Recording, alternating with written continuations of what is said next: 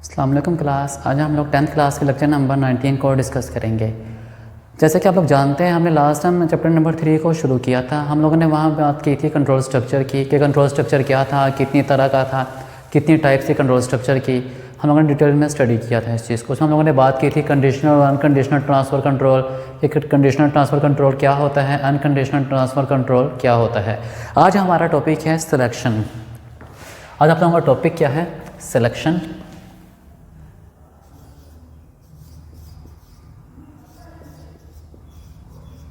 आप लोग जानते हैं, हम लोगों ने लास्ट टाइम स्टडी किया था, हमारे पास कंट्रोल स्ट्रक्चर के 3 टाइप्स थे, सीक्वेंस, सिलेक्शन और लूप।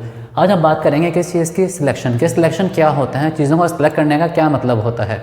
सिलेक्शन का मतलब क्या है? हम चीज़ों को पहले से सिलेक्ट कर लेंगे किसी काम के करने या ना करने के लिए। हम पहले से कहेंगे ये काम इस बेस के ऊपर किया जाएगा, ये काम इस बेस के ऊपर नहीं किया जाएगा। किसी काम के करने या ना करने की डिपेंडेंसी किसके ऊपर होती है? हमारी सिलेक्शन के ऊपर, कि वो किस चीज़ पर डिपेंड करता है ये काम किया जाएगा या नहीं। जैसे मैं कहता हूँ एक स्टूडेंट है, अगर उसके मार्क्स 33 से ज़्यादा होंगे तो वो पास होगा, अगर उसके मार्क्स 33 से लेस होंगे तो वो फेल हो जाएगा। अब मैंने चीज़ को कंडीशन लगा दी है 33 वाली, 33 से ज़्यादा होंगे तो वो पास है, अगर लेस होंगे तो वो फेल है। अब मेरी जो कंडीशन लगाई गई है वो मेरे पास क्या है? सिलेक्शन है। किस बेस पे सिलेक्शन की जा रही है? मैंने कंडीशन लगा दी कि इससे ज़्यादा वाले सिलेक्ट हो जाएंगे, इससे लेस वाले रिजेक्ट हो जाएंगे। ये मेरे पास क्या होता है? सिलेक्शन होता है। अब हमारे पास बेसिक के अंदर सिलेक्शन की 2 टाइप्स हैं। कौन कौन सी? एक हमारे पास इफ देन, सेकंड हमारे पास है इफ देन एल्स। ये हमारे पास क्या है? 2 टाइप्स हैं सिलेक्शन की, if then and if then else. If then कब इस्तेमाल करते हैं, इफ़ देन एल्स कब इस्तेमाल करते हैं? इफ़ देन इस्तेमाल किया जाती है अगर मेरे पास 2 कंडीशन है, उन दोनों में से मैंने एक को सिलेक्ट करना है। ठीक है, किसी काम को करने के लिए मैं कहता हूँ कोई काम, कोई भी काम होगा, अगर वो पॉसिबल होता है उस सूरत में देन की स्टेटमेंट चल पड़ेगी। मतलब मेरी जो कंडीशन अगर सेटिस्फाई होती है, कंडीशन सेटिस्फाई होने की सूरत में देन की स्टेटमेंट चल पड़ेगी। इफ़ एल्स में क्या कहता है? अगर कंडीशन सेटिस्फाई होती है तो देन की स्टेटमेंट चल पड़े, कंडीशन सेटिस्फाई नहीं होती तो एल्स की स्टेटमेंट चल पड़ेगी। मेरे पास मल्टीपल काम परफॉर्म करवाने के लिए आप ये कह सकते हैं, एक सिंगल कंडीशन को टेस्ट करने के लिए हम लोग क्या इस्तेमाल करते हैं? If then. 2 कंडीशन को टेस्ट करने के लिए क्या इस्तेमाल करते हैं? इफ़ देन एल्स इस्तेमाल किया जाता है।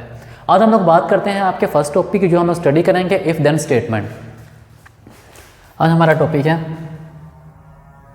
इफ़, यहाँ नीचे मेंशन कर देते हैं। फर्स्ट वन क्या है आपका? If then. आज हम इसको स्टडी करेंगे। इफ देन स्टेटमेंट हम किस काम के लिए इस्तेमाल कर रहे हैं? अब इफ का मतलब क्या होता है? इफ कहते हैं अगर। इफ में हमारे पास हमेशा कंडीशन आती है, इफ में हमेशा हमारे पास क्या आती है? कंडीशन आती है या एक्सप्रेशन आती है। इसका सिंटैक्स हमारे पास क्या है ये देखते हैं।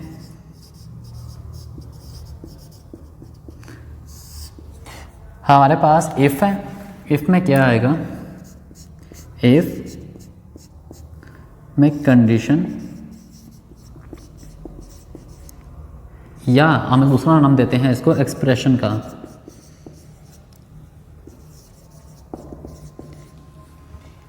इफ़ में हमारे पास क्या आती है? या कंडीशन आती है या हमारे पास एक्सप्रेशन आती है। Then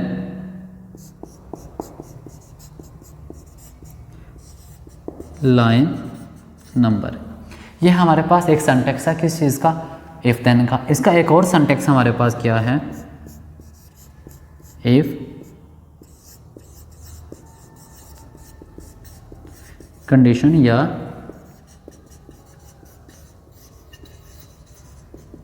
expression then. यहाँ लाइन नंबर थी, यहाँ हम लोग क्या लिख देंगे? स्टेटमेंट।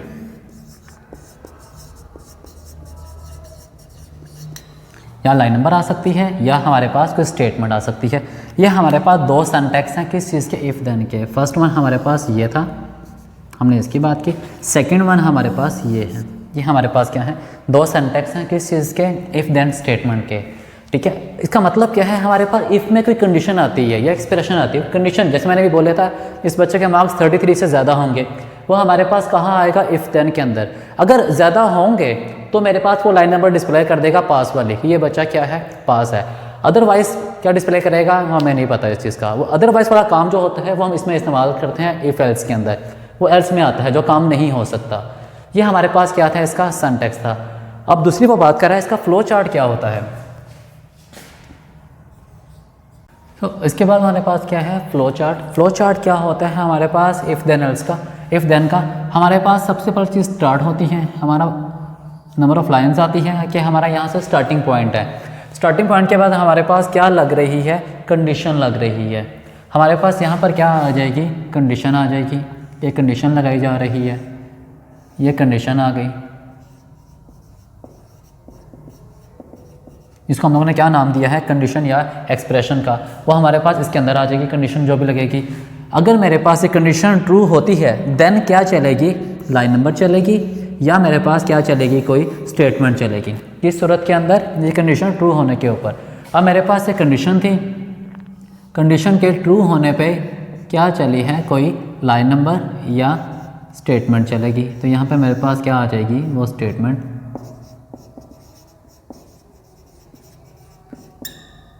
कंडीशन के गलत होने के ऊपर मेरा प्रोग्राम ख़त्म हो जाएगा। फ्लो चार्ट मेरा क्या हो जाएगा, एंड हो जाएगा।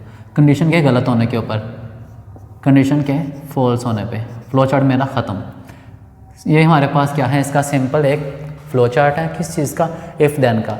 क्या हमारा जब प्रोग्राम चलेगा तो हमारे प्रोग्राम में कंडीशन लगी होगी, कंडीशन सेटिस्फाई होगी, कंडीशन ट्रू होगी, उस सूरत में मेरी कोई स्टेटमेंट चल पड़ेगी।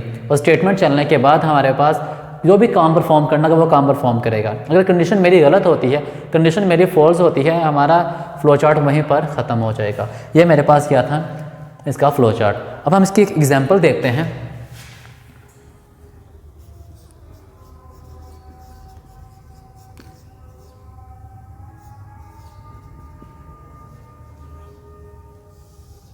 अब हम लोग बात करते हैं आपके एग्जांपल की। हमारे पास इफ़ देन की एग्जांपल क्या है, इफ़ देन की एग्जांपल क्या है, लेट्स सी। वो कहता है आप लोगों ने डिस्टेंस तय करना है, हमें डिस्टेंस तय करना है, सफ़र करना है थोड़ा सा।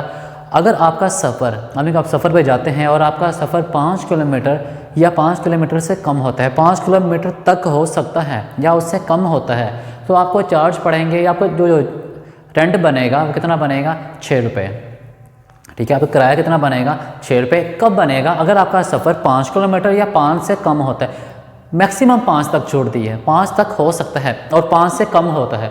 उस सूरत में आपका कितना फेयर पड़ेगा, कितना किराया पड़ेगा, जस्ट 6 रुपये, जस्ट 6 रुपीज़ आपका टैक्स पड़ेगा या चार्ज पड़ेगा। लेकिन अगर आपका डिस्टेंस इससे ज़्यादा हो जाता है तो आपको चार्ज पड़ जाएगा उसके ऊपर। कब, अगर आपका डिस्टेंस ज़्यादा होता है 5 किलोमीटर से, उस सूरत में क्या पड़ेगा, चार्ज।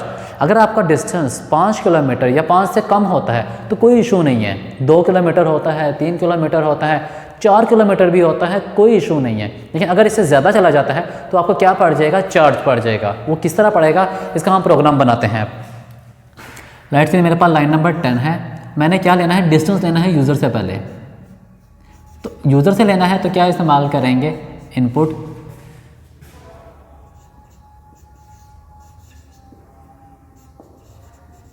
डिस्टेंस। लेट्स सी उसने डिस्टेंस एंटर किया है, वो मेरे पास क्या एंटर किया है, के। आप लोगों को याद हो, हम लोगों ने इनपुट स्टेटमेंट पढ़ी थी। तो हमारे पास क्या है, एक स्ट्रिंग आई है और एक मेरे पास वेरिएबल आ गया है। ये हमारे पास मोर देन 1 वेरिएबल हो सकते हैं यहाँ पर, क्योंकि वो जो कीमत एंटर करेगा, जो कीबोर्ड से वैल्यू एंटर करेगा, वो जाकर इसके अंदर स्टोर हो जाएगी। लाइन नंबर 20 पे हमारी कंडीशन है, इफ़ जो के हमारे पास है, K is less than and equal to 5 होता है, देन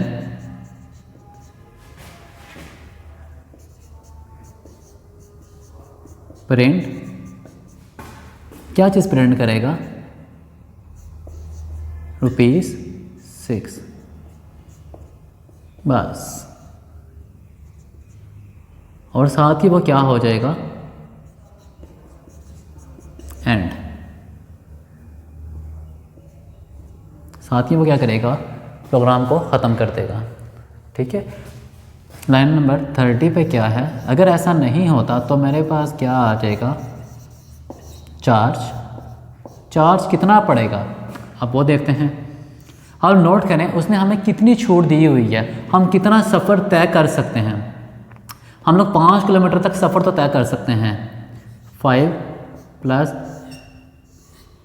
ठीक है, यानी कि हम यहाँ पे किराया देते हैं, आपको 6 रुपये तो किराया पड़ना ही पड़ना है, यानी कि 6 रुपये किराया है ही, चार्ज पड़ रहा है ना, उसमें हमें 6 रुपये किराया तो पड़ना ही पड़ना है, वो तो लाजमी था। उसके ऊपर चार्ज पड़ना है हमें। अब जो चार्ज पड़ना है वो किस तरह पड़ेगा, जितना सफ़र उसने तय किया है वो मेरे पास क्या था, के माइनस 5। जो भी इसका आंसर आएगा उसको मल्टीप्लाई कर देंगे 0.75 के साथ। किस तरह करते हैं वो देखते हैं। ये क्या डिस्प्ले करेगा, चार्ज लाइन नंबर 40 पे प्रिंट चार्ज, और लाइन नंबर 50 पे के ऊपर करेगा ख़त्म हो जाएगा। किस तरह से, अब ये देखते हैं।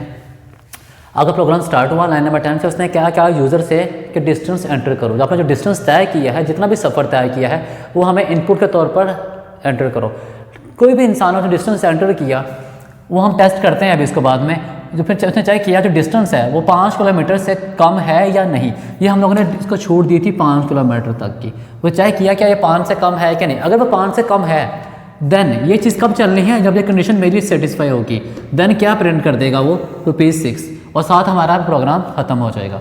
साथ ही क्या करेगा, हमारे प्रोग्राम को ख़त्म कर देगा, 6 पे डिस्प्ले करके ख़त्म, क्योंकि 6 पे चार्ज पड़ा है, ठीक है। डिस्टेंस उसका 5 से कम तक ही था।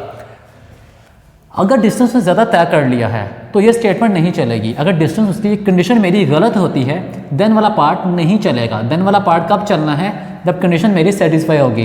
कंडीशन गलत होगी देन वाला पार्ट नहीं चलेगा, सीधी नेक्स्ट लाइन के ऊपर आ जाएगा। यहाँ मेरे पास क्या है, चार्ज पड़ेगा। चार्ज कितना पढ़ना है, 6 रुपये तो पढ़ना ही पड़ना था उसको, वो तो हमने कहा 6 रुपये पढ़ना है। 6 क्यों पढ़ना है, हमने कहा है 5 किलोमीटर तक सफ़र कर सकते हो तो 6 रुपये किराया है। और उसने ऊपर किया है 6 तो पड़ेगा चार्ज उसको, नहीं 6 रुपये लाजमी देने हैं। उसके अलावा कितने पैसे देने हैं वो एक अलग चीज़ है। जितना उसने डिस्टेंस सफ़र किया होगा उसमें से हम 5 को माइनस कर देंगे। ये 5 क्या है मेरे पास, जो हमने छूट दी है 5 किलोमीटर तक की, वो ये है। जो भी आंसर आएगा उसको मल्टीप्लाई कर देंगे 0.75 से, तो मेरे पास क्या आ जाएगा, चार्ज, और वो हम चार्ज स्क्रीन के ऊपर डिस्प्ले कर देंगे और हमारा प्रोग्राम ख़त्म हो जाएगा। अब हम वैल्यू लेके टेस्ट करते हैं। लेट्स से उसने वैल्यू डिस्टेंस तय किया है 3, डिस्टेंस कितना है 3 किलोमीटर। अब के की वैल्यू मेरे पास क्या हो गई है 3 is less than 5, yes 3 is less than 5, then display ₹6। मेरे पास आंसर क्या आ जाएगा, ₹6। बस प्रोग्राम ख़त्म, ठीक है। यहाँ तक करेगा क्या, लेट्स से मैं इसको रिमूव कर देता हूँ यहाँ से, ₹6, बस मेरे पास ये आंसर आ जाएगा। उसको इतना किराया बन गया। अब लेट्स से मैं वैल्यू चेंज करता हूँ, मेरे पास ये वैल्यू नहीं है। लेट्स से उसने वैल्यू एंटर की है 7, कितना डिस्टेंस तय किया है 7 किलोमीटर। अब मेरे पास के की वैल्यू क्या है यहाँ पर 7 is not less than 5, 7 is not less than 5। अगर 7 5 से लेस नहीं है तो कंडीशन मेरी क्या है, फॉल्स है, तो ये पार्ट नहीं चलेगा। इस चीज़ को छोड़ के नेक्स्ट लाइन के ऊपर आ जाएगा।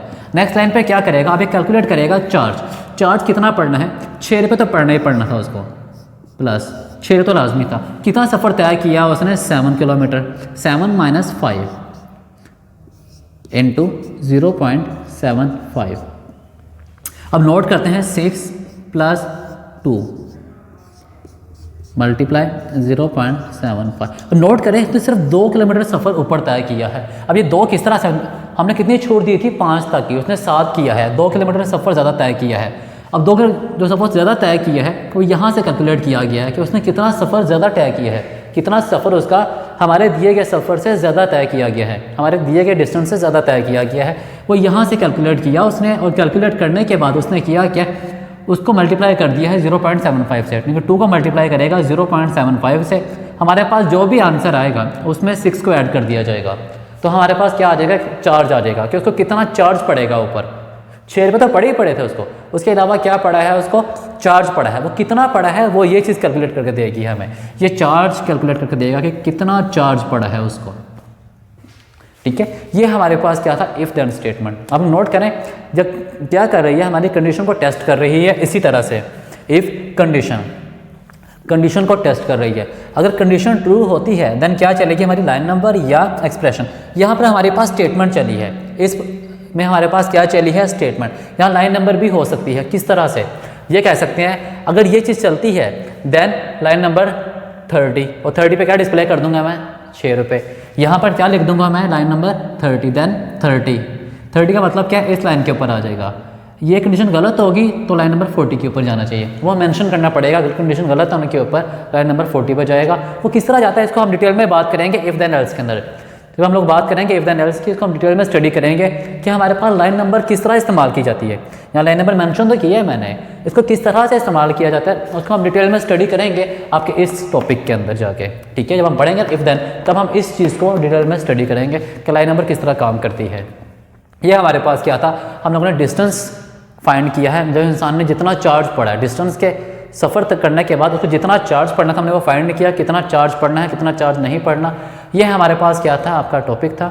ये अगर नोट करें हमारे पास बोर्ड के पॉइंट ऑफ व्यू से आप लोगों का काफ़ी ज़्यादा इंपॉर्टेंट टॉपिक है। ये लॉन्ग क्वेश्चन के तौर पर भी आपको बोर्ड में आ सकता है क्योंकि हमारे पास कंप्लीट लॉन्ग क्वेश्चन बनता है। आप लोग नोट करें ये हमारे पास एक कंप्लीट लॉन्ग क्वेश्चन बन रहा है। कंप्लीट लॉन्ग क्वेश्चन यहाँ से स्टार्ट होकर वहाँ पर ख़त्म हो रहा है जाके।